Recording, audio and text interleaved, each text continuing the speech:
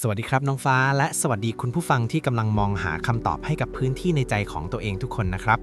วันนี้เราจะมาคุยกันในหัวข้อที่หลายคนอาจจะเคยโดนตัดสินหรือแม้แต่ตัดสินตัวเองว่าเป็นคนใจดำหรือเย็นชา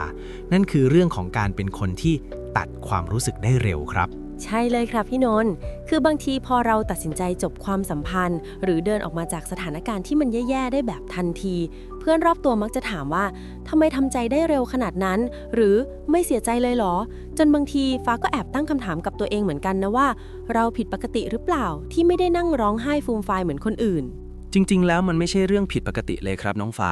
ในทางจิตวิทยาสิ่งนี้มักจะถูกเข้าใจผิดว่าเป็นความไร้หัวใจแต่ความจริงแล้วมันคือกลไกการป้องกันตัวของสมองที่ทรงพลังมากครับและวันนี้พี่อยากจะบอกทุกคนว่าการที่คุณตัดความรู้สึกได้เร็วมันคือจุดแข็งที่แสดงถึงความรักตัวเองอย่างลึกซึ้งครับฟังแบบนี้แล้วใจชื้นขึ้นเยอะเลยค่ะพี่นนท์งั้นเรามาดูกันดีกว่าว่า6เหตุผลที่สมองเราเลือกที่จะตัดเพื่อป้องกันตัวเองมีอะไรบ้างเผื่อใครที่กำลังรู้สึกผิดกับความเฉยชาของตัวเองอยู่จะได้เข้าใจความพิเศษของสมองตัวเองมากขึ้นข้อแรกเลยนะครับน้องฟ้าคือสิ่งที่เรียกว่าการจดจำรูปแบบเพื่อความอยู่รอด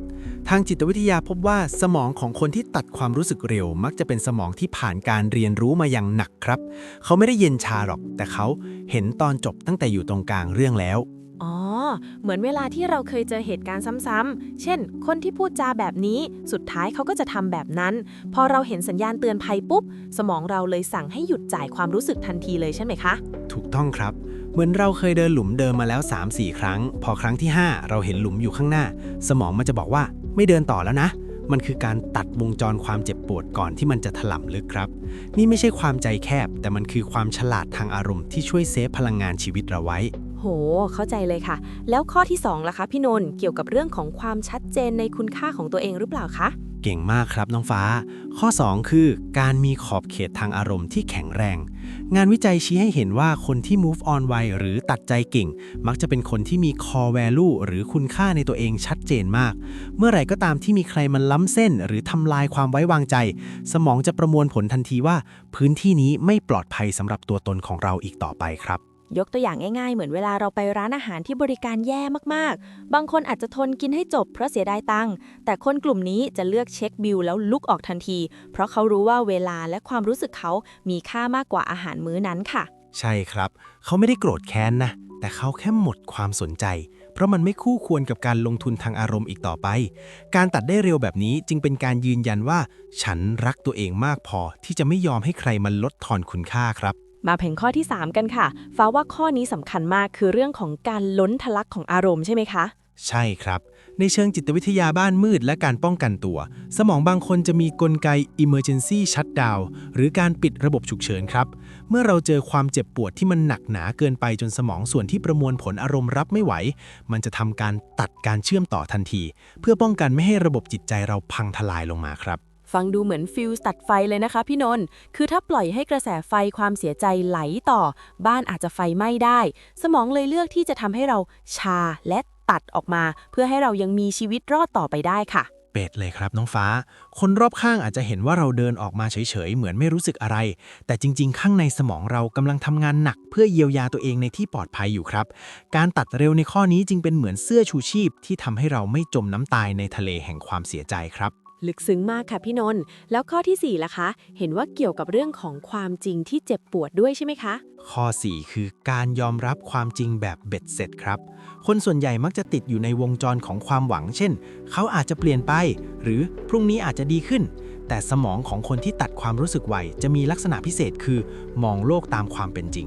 เมื่อเขาเห็นหลักฐานเชิงประจักษ์ว่าความสัมพันธ์นี้ไปต่อไม่ได้เขาจะยอมรับความจริงทันทีโดยไม่หลอกตัวเองครับเหมือนเราเห็นแก้วที่แตกละเอียดไปแล้วบางคนพยายามจะติดกาวให้เจ็บมือแต่คนกลุ่มนี้จะเลือกมองดูแล้วบอกว่ามันแตกแล้วก็เดินไปหยิบไม้กวาดมาทำความสะอาดทันทีค่ะใช่ครับการตัดใจเร็วในที่นี้คือความกล้าหาญกล้าที่จะเลิกหวังในสิ่งที่เป็นไปไม่ได้เพื่อเอาเวลาไปเริ่มต้นใหม่กับสิ่งที่เป็นไปได้จริงครับนี่คือความเข้มแข็งที่น่านับถือมากนะครับมาถึงข้อที่5แล้วค่ะพี่นนท์ข้อนี้ฟ้าว่าหลายคนเป็นคือเรื่องของการโฟกัสที่การเติบโตค่ะ ข้อ5คือสมองส่วนเหตุผลทำงานได้ดีเยี่ยมในภาวะวิกฤตครับทางจิตวิทยาพบว่าบางคนมีความสามารถในการดึงสติกลับมาได้ไวมากเมื่อความรู้สึกเริ่มสั่นคลอนสมองส่วนหน้าจะทำงานทันทีเพื่อวิเคราะห์ว่าท ถ้าฉันยังอยู่ตรงนี้ฉันจะเสียอะไรบ้าง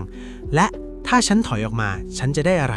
พอคำนวณแล้วว่าการถอยออกมาคือคำตอบที่ดีที่สุดเขาก็จะทำตามนั้นโดยไม่ลังเลครับ เหมือนเรากำลังทำธุรกิจที่ขาดทุนทุกวันนะคะพี่นนท์ถ้าเรามัวแต่อาลัยอาวรณ์เราก็จะล้มละลาย การตัดความรู้สึกก็เหมือนการยอม stop loss เพื่อรักษาต้นทุนชีวิตที่เหลือไว้ไปลงทุนกับความสุขครั้งใหม่ค่ะ เปรียบเทียบได้เห็นภาพมากครับน้องฟ้า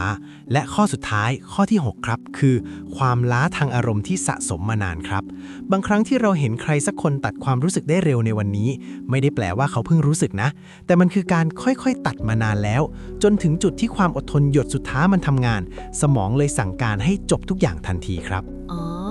เหมือนภูเขาไฟที่ดูสงบนิ่ง แต่จริงๆ ข้างล่างมันร้อนระอุมานานแล้ว พอถึงเวลาปะทุมันก็จบเลย คนอื่นอาจจะมองว่าทำไมไวจัง แต่เจ้าตัวรู้ดีว่าฉันใช้ความพยายามมามากพอแล้วค่ะ ใช่ครับ มันคือการเดินทางมาถึงจุดพอแล้วที่แท้จริง เมื่อสมองประมวลผลว่าเราพยายามทำดีที่สุดแล้ว ความผิดจะหายไป